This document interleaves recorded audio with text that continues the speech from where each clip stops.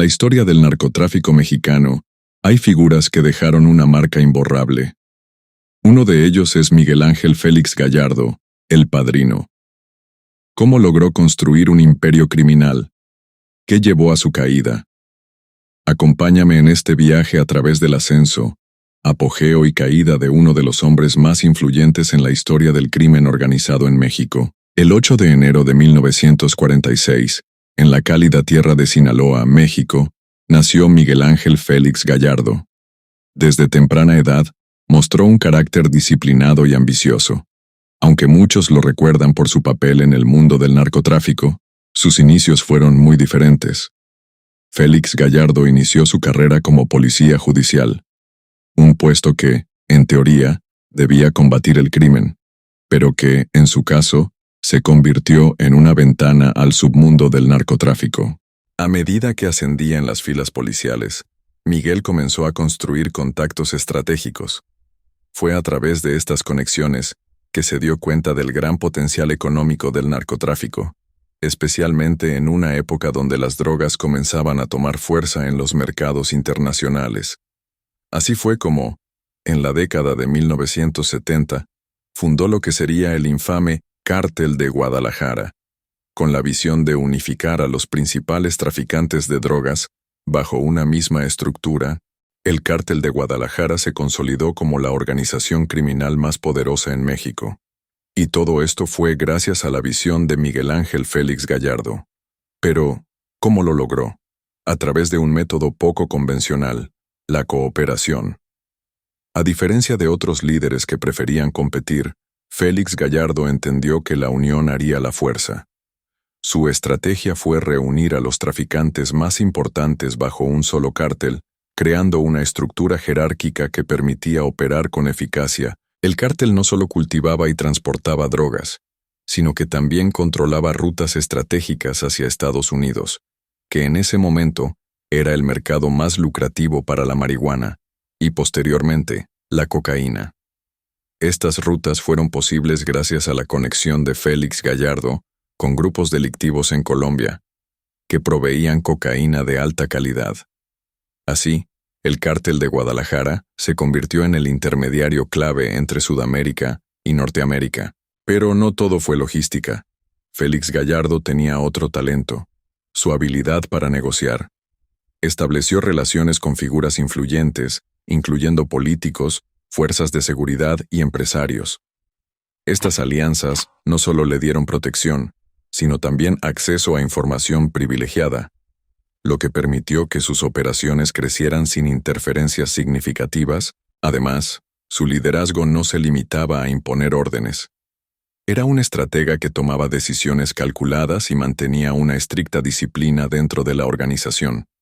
Esta combinación de fuerza, inteligencia y diplomacia lo convirtió en una figura temida y respetada, no solo dentro del cártel, sino en todo el mundo del narcotráfico.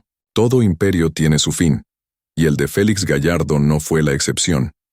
El evento que marcó el inicio de su caída fue el asesinato de Enrique Kiki Camarena, un agente de la DEA que investigaba las operaciones del cártel. En 1985, Camarena fue secuestrado y brutalmente asesinado, un acto que desató la furia del gobierno de Estados Unidos. ¿Tuviste algo que ver tú con la muerte de Camarena Salazar? Negativo. Esa persona yo nunca la vi, ni la conocí, ni nada. La presión diplomática sobre México fue inmediata. Las investigaciones de la DEA, junto con el apoyo de las autoridades mexicanas, comenzaron a desmantelar las operaciones del cártel. Las redes que Félix Gallardo había construido empezaron a fracturarse, y poco a poco, su poder comenzó a desmoronarse. En 1989, finalmente, fue arrestado en Guadalajara. En ese momento, trataba de mantenerse bajo perfil, administrando sus operaciones desde la sombra. Su captura marcó el fin del Cártel de Guadalajara como una entidad unificada, pero no el fin de su legado. El impacto de Miguel Ángel Félix Gallardo no terminó con su arresto en 1989. De hecho, algunos argumentan que su legado realmente comenzó después de su caída.